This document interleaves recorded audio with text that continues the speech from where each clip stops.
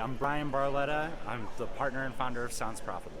Can you tell me about Sounds Profitable? Sounds Profitable is a research and advocacy firm focused on growing the entire podcast industry through monetization and downloads. We're here to help people find the audience and make enough money to keep growing and finding more audiences and delight people with the amazing content. We really focus on providing additive services to trade associations like the IAB, ANA, and we're partners in all of those. We work with over 150 companies at this point to provide them with monthly consulting, access to a massive Slack channel of all employees of those companies, monthly webinars for those people, live events every quarter, at cutting edge research. They get first views on that.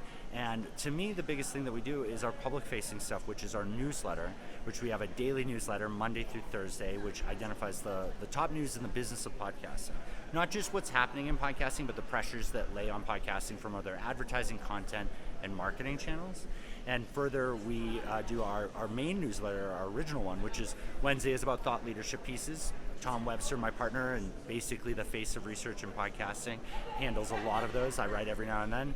And then on Friday, I handle with Gavin Gaddis, our head of content, the recap, which is basically a longer form version of the top stories that we've discovered in our daily. And that is Sounds Profitable. Oh, let's not forget the cutting edge quarterly research. I said that on another part there, but we have a new, I don't know when this is going live, but on Wednesday next week, we have our live, our next research presentation, and it's all about the American podcast listener. And Tom already shared some insight today about the focus being about who isn't listening to podcasting as well, and how we can address them and how we can stop chasing a very, very broad audience. What inspired you to be a part of this mission? I got fired. I'm happy to be honest with this stuff. I've been working in advertising for about 15 years now, mostly ad tech, senior product manager, technical account manager, all the behind the scenes stuff, a lot of sales enablement and things like that. And a lot of my passion comes out in sharing the truth, not wanting to kick things down the road, wanting to do things the right way, and sometimes you just can't. And so I butted heads a lot in my career, and the end result is I've been fired a handful of times. And most recently, I was at Megaphone, senior product manager of data and monetization. I helped them build out their ad server and improve it. I helped them with their data pipeline. I helped with sales enablement. But I was brought on really to refactor their ad server with the team there. And they were on their path to sell to Spotify. I'm not great at taking hints. So you can't sell a house when someone's ripping up a carpet. So they let me go. And I looked at the space. I said, I love this space. I feel like we're not slowing down enough to educate people and arm people with what they need to better their career and be here in this industry. So I just started writing, and some of the stuff I started off with was like the differences between a download, a listen, and a stream, which download is core podcast metric. Listen is an app metric that some apps provide some information on, and streams are not part of podcasting, and just making sure that the leaders in the space were using the right terminology. And with podcasts, I feel that it's one medium that's very relatable and everyone could have a voice with it. For you, how do podcasts help your own mental health?